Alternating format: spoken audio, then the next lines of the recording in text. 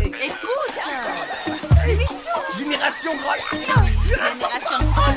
L'émission pour les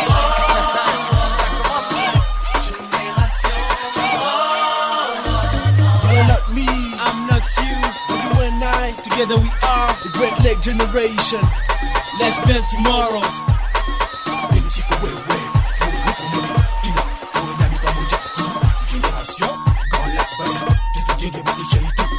Vitu kwa utenanye vitu kwanje vitu wowe nanjye dushyire hamwe dusenyere umugozi umwe n'urungano rumwe rw'ibiyaga bigari twubake ejo hazaza heza twubake ejo hazaza heza. Je dis pas toi. Toi et moi nous sommes Génération Grand Lac. Ensemble, Construisons notre avenir. Bonjour ou bonsoir à toutes et à tous, chers auditeurs des Générations Grand Lac GGL, cette émission que vous écoutez chaque semaine au Rwanda, au Burundi, en RDC. Vous pouvez nous suivre sur vos radios, mais aussi sur nos comptes YouTube, Twitter et Facebook, tous dénommés Génération Grand Lac. À la présentation de cette émission, je suis Fidel Kitsa de Kivustaz, une radio émettant depuis Goma, en République démocratique du Congo. Vous êtes nombreux à nous suivre à partir de Muyinga, Makamba et Chibitoke, c'est au Burundi, Huye Gitarama, Muanga et Changugu au Rwanda, et Kabare Kalehe, Mwenga et Walungu en RDC. Merci de votre fidélité jamais démentie pour ces rendez-vous des jeunes, par les jeunes et pour les jeunes. De partout, ne manquez pas de nous faire parvenir vos avis et considérations via notre numéro WhatsApp, le plus 257 65 200 617. Je répète pour une meilleure audition, le plus 257 65 200 617.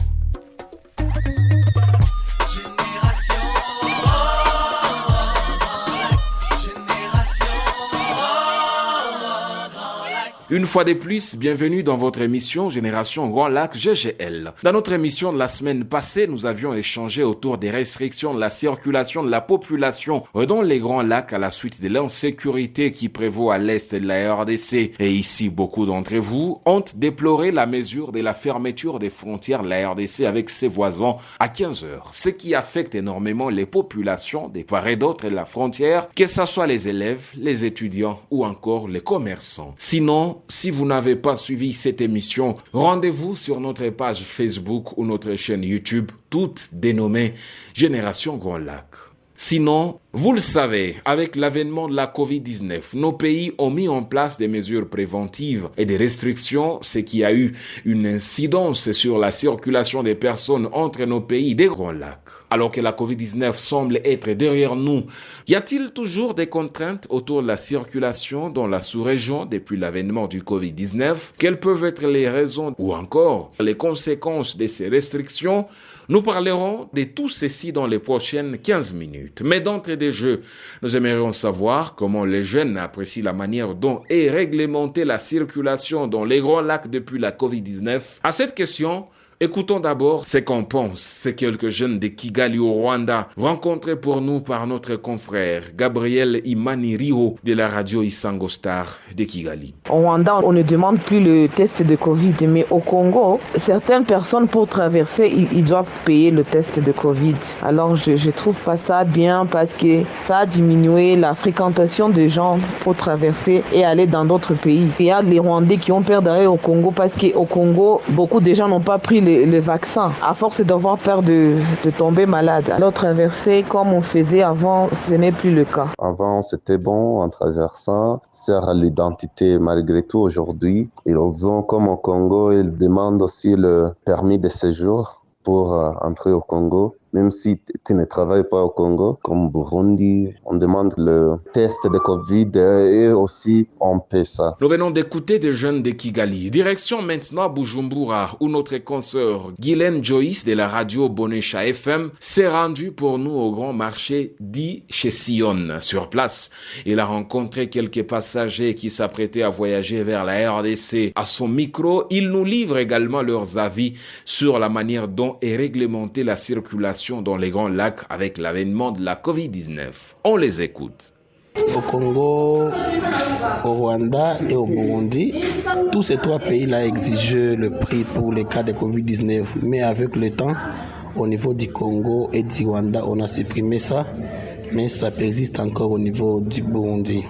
Quand je venais au Burundi avant Covid, en tout cas, j'étais en mesure de quitter Bukavu le matin et aller passer une nuit encore à Bukavu le soir. Mais aujourd'hui, ce n'est plus possible. Bon, avec des tumultes qu'il y a dans le pays des Grands Lacs, tout ça fait assez que nous ne puissions pas vraiment voyager à l'aise. Après le Covid, il y a des restrictions et tout, mais on est obligé quand même par moment de voyager. Avant la Covid, on ne payait rien comme frais. Mais maintenant, il faut payer $15 avant d'entrer au Burundi. Ça fait assez que les gens ne puissent pas venir ici au Burundi.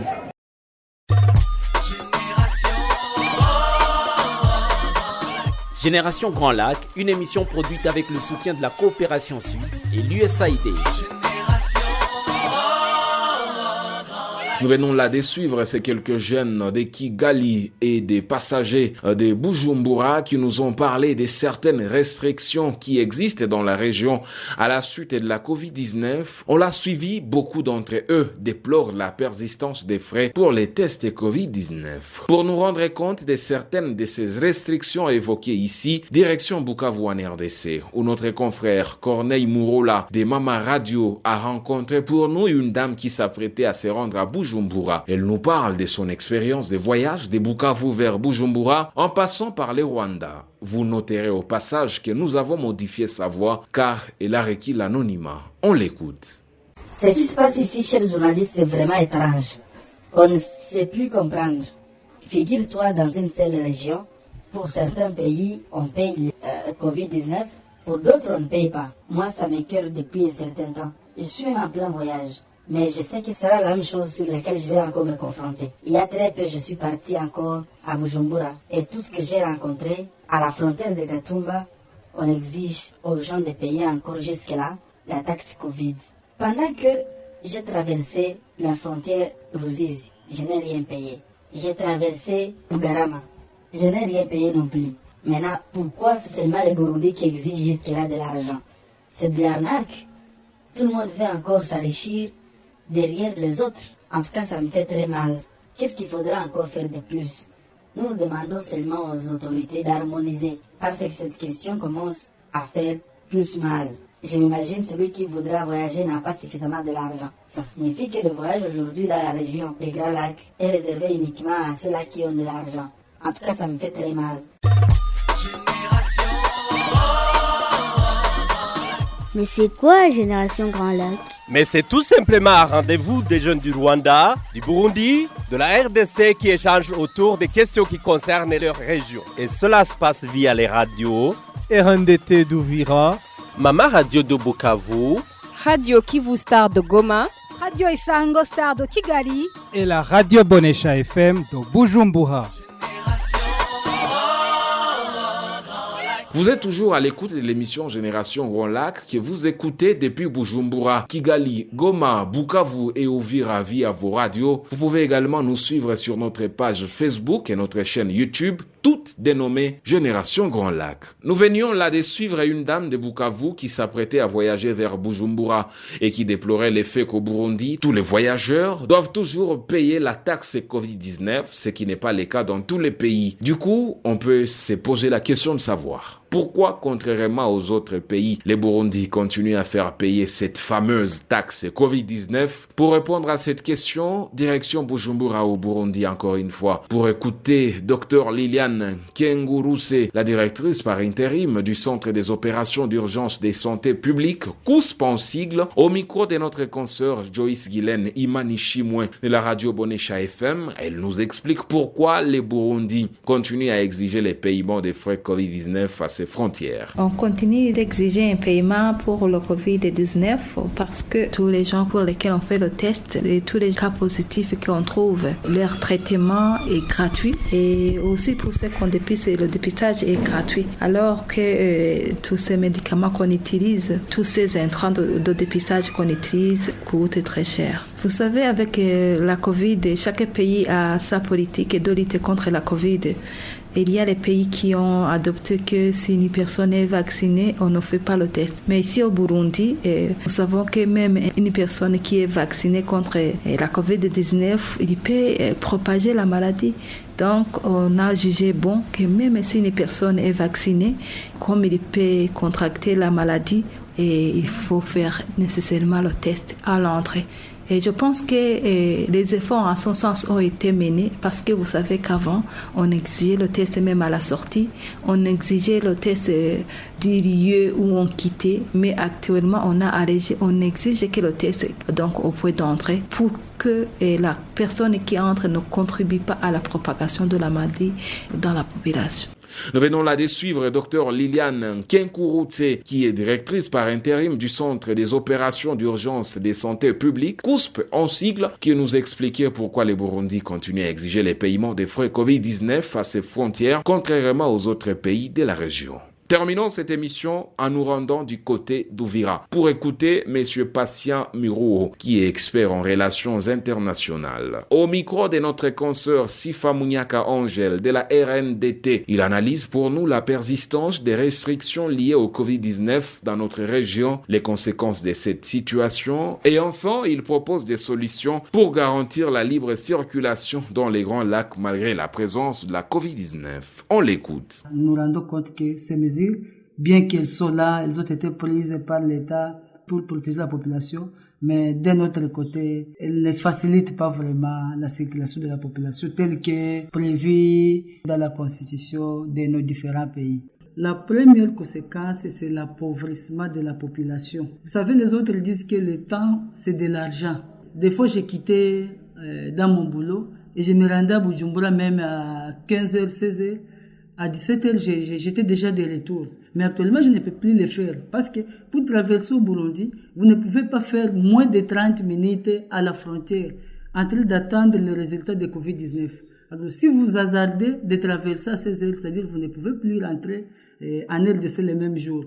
Alors, à ce niveau-là, si l'élément, je pouvais faire une activité génératrice de revenus à partir de 16 heures. Je ne peux plus faire cette activité. La deuxième chose, c'est la violation de la liberté des personnes. Parce que nous avons la liberté, les instruments juridiques, la Déclaration universelle des droits de l'homme. Nous ne pouvons pas citer tous ces instruments-là. Nous donnent la liberté de circuler partout où nous voulons, au moment où nous voulons, à condition que nous soyons capables de respecter les conditions des pays d'accueil, mais aussi que nous soyons en ordre avec les documents demandés. Aujourd'hui, par exemple, après 13 heures, vous ne pouvez plus passer par le Rwanda pour vous rendre à Bukavu. La troisième conséquence, nous avons aussi le chômage. Parce que quand on n'exerce plus ces activités, on a un chômage maintenant. Et la quatrième conséquence que je peux évoquer, c'est le décès. Quelqu'un qui tombe malade à 12 heures, mais il doit nécessairement être soigné au Burundi ou au Rwanda, par exemple. Comment est-ce qu'il va traverser au Rwanda après 13 heures? C'est difficile. La frontière est déjà fermée. Nous prenons le cas du Burundi. Si vous arrivez à la frontière, il faut d'abord passer au test Covid. L'état que vous serez en train d'attendre le résultat, vous vous rendrez compte que quelqu'un qui était gravement malade peut directement mourir en cours de route. Il faut chercher comment créer d'autres mesures qui doivent pallier à cette situation. C'est donc par ces propos de M. Patient Mirouo, expert en relations internationales qui intervenait depuis Uvira en RDC, que s'achève l'émission Génération Grand Lac d'aujourd'hui, une émission qui était centrée sur les mesures de restriction des circulations de la population dans les Grands Lacs à la suite de la COVID-19. La présentation de ce jour était signée Fidel Kita de la radio Kivustas de Goma en RDC. Vos avis et commentaires sont les bienvenus sur notre adresse mail radio-ggl3 @gmail.com, radio RADIOGGL3 comme 3 en chiffres @gmail.com ou encore sur notre numéro WhatsApp les plus 257 652 00 617. D'ici là, prenez soin de vous et des vôtres et à la semaine prochaine pour un autre numéro de Génération Grand Lac. Au revoir. Écoute, l'émission Génération Grand Lac. Génération Grand Lac. L'émission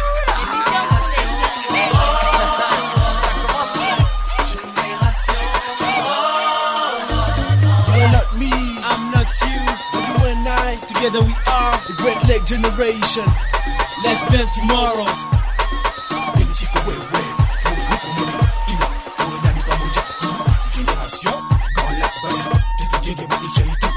Ufite ukwawe uteye nanjye mfite ukwanjye, bityo wowe nanjye dushyire hamwe dusenyere umugozi umwe n'urungano rumwe rw'ibiyaga bigari, twubake ejo hazaza heza, twubake ejo hazaza heza. Moi, je dis pas toi. Toi et moi nous sommes Génération Grand Lac. Ensemble, construisons notre avenir.